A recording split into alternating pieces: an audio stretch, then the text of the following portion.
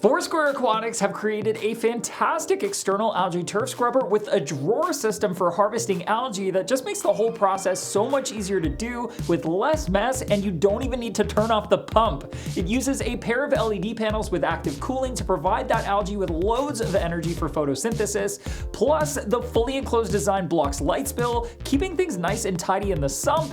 It's not tiny, but the dark cube design is growing on me pretty quickly.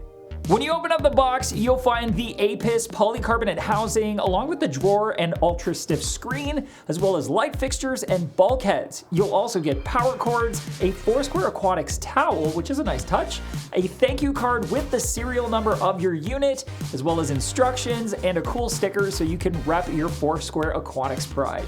The Foursquare Aquatics algae turf scrubber is currently available in two sizes: the Apis 60 and the Apis 300, rated for aquariums up to 200 gallons and 500 gallons respectively.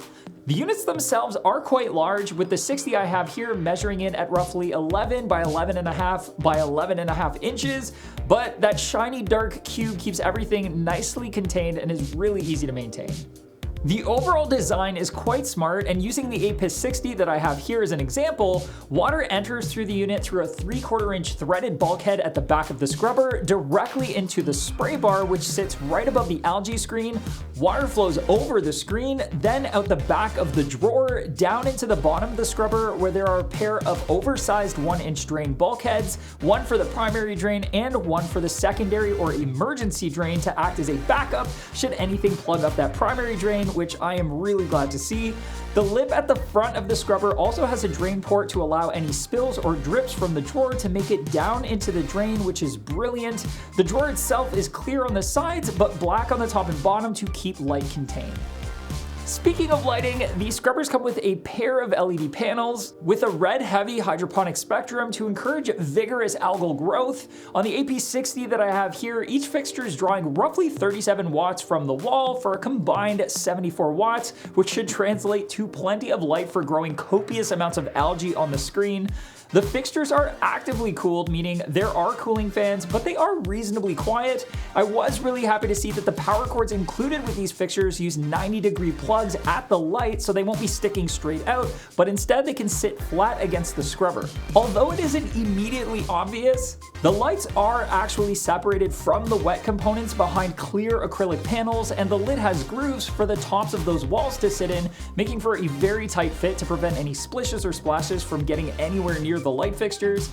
To control these lights, a simple dual outlet digital timer works really well, or you can plug them into your aquarium controller. And just like a refugium or Kato reactor, running them opposite of your display lighting can really help keep the pH up, especially at night, which is a welcome bonus. But the specs and the flow path aren't the best part. The real showstopper here is how easy this algae turf scrubber is to maintain.